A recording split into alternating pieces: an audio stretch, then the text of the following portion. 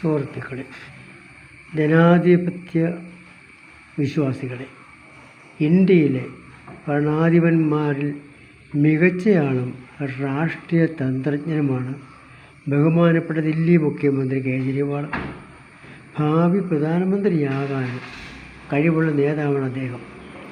മോദിക്കും BJPക്കും അധികാരത്തിൽ തുടരാൻ ഏറ്റവും കൂടുതൽ ഭീഷണി ജനനേതാവായ കേജ്രിവാൾ തന്നെയാണ്. അദ്ദേഹം ഏറ്റവും നല്ലൊരു ഭരണാധിപനാണെന്ന് സുപ്രീം കോടതിക്ക് വരെ മനസ്സിലായി.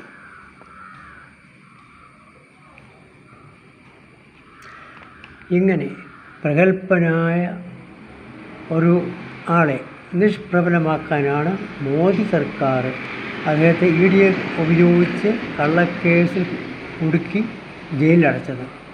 ഏതായാലും ഇത്രയും കഴിവുള്ള ഒരു നേതാവ് കേജ്രിവാളിന് രാഷ്ട്രീയ രംഗത്ത് ഇറങ്ങാൻ വേണ്ടി ജാമ്യം കൊടുത്ത സുപ്രീം കോടതിയുടെ ഈ വിധി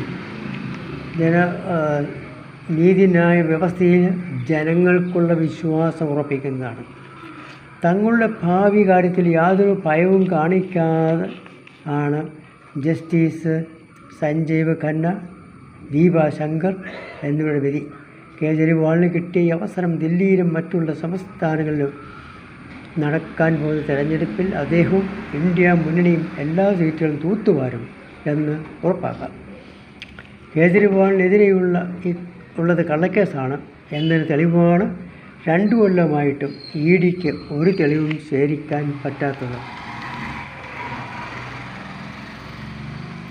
മോദിയെ സന്തോഷിപ്പിക്കുക എന്ന ഒരു ലക്ഷ്യം മാത്രമാണ് EDക്കുള്ളത്.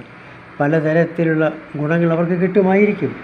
പ്രതിപക്ഷ നേതാക്കളെ അപകീർത്തിപ്പെടുത്തി ജനങ്ങളുടെ മുമ്പിൽ അവരെ അപമാനപാത്രമാക്കി വോട്ട് നേടുക എന്നതാണ് മോദിയുടെ ലക്ഷ്യം. അതിനിപ്പോൾ സുപ്രീം കോടതി തടസ്സമായി. ഇനി മോദിയുടെ ലക്ഷ്യം വിധി പറഞ്ഞ ഈ ജഡ്ജിമാർക്കെതിരെ ആയിരിക്കും. ഇങ്ങനെയുള്ള സ്വേച്ഛാധികാരികൾ അധികാരത്തിൽ വരാതെ ജനാധിപത്യം സംരക്ഷിക്കുക എന്നത് നമ്മുടെ കടമയാകട്ടെ, നമ്മുടെ ലക്ഷ്യമാകട്ടെ. Thank you.